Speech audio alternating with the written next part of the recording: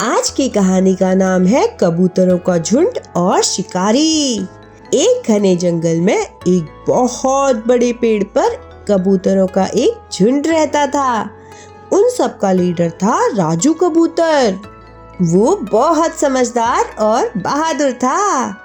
बहुत दिनों से कबूतरों को ठीक तरीके से जंगल में दाना नहीं मिल रहा था। राजू कबूतर सबसे कहता है, चलो जंगल के उस पार चलकर देखते हैं। सभी तैयार हो गए और सबने पंख फैलाए और निकल पड़े खाने की तलाश में। उसी जंगल में एक शिकारी शिकार की तलाश में आया हुआ था। शिकारी बहुत चालाक था।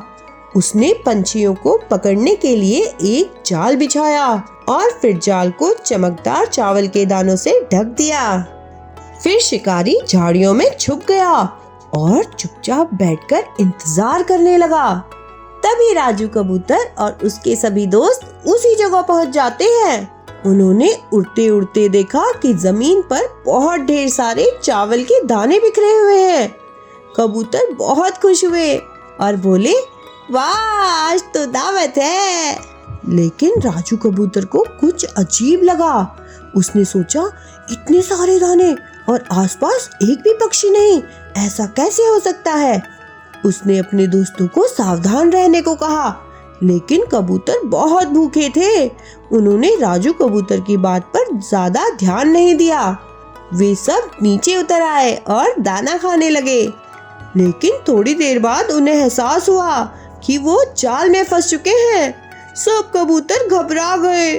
कुछ कबूतर रोने लगे और चिल्लाने लगे। राजू कबूतर ने पहले सबको शांत किया और सबसे कहा, अगर हम सब एक साथ कोशिश करें तो हम ये जाल लेकर ही उड़ सकते हैं। राजू की बात सुनते ही सभी कबूतरों को हिम्मत आ गई और फिर सबने जोर लगाकर उड़ान भरी। उनकी मेहनत रंग लाई और जाल धीरे धीरे ऊपर उठने लगा। शिकारी झाड़ियों से बाहर आया, लेकिन तब तक शिकारी की आंखों के सामने पूरा झुंड जाल समेत उड़ चुका था और शिकारी देखता रह गया। राजू कबूतर और उसके दोस्त जाल समेत चिंटू चूहे के घर पहुंचे। चिंटू चूहे के दांत बहुत तेज थे और वो एक मददगार चूहा था। राजू कबूतर ने चिंटू चूहे को आवाज लगाई और उसे सारी बात बताई। चिंटू ने बिना देरी के अपने नुकीले दांतों से जाल काटना शुरू किया। धीरे धीरे एक एक कर सभी कबूतर आजाद हो गए। सबने चिंटू चूहे को गले लगा लिया और कहा, अगर तुम न होते तो हम कभी बाहर नहीं निकल पाते।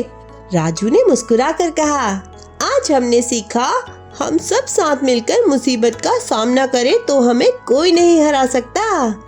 कहानी सिखाती है, एकता में बहुत ताकत होती है। तो कैसी लगी आपको ये कहानी?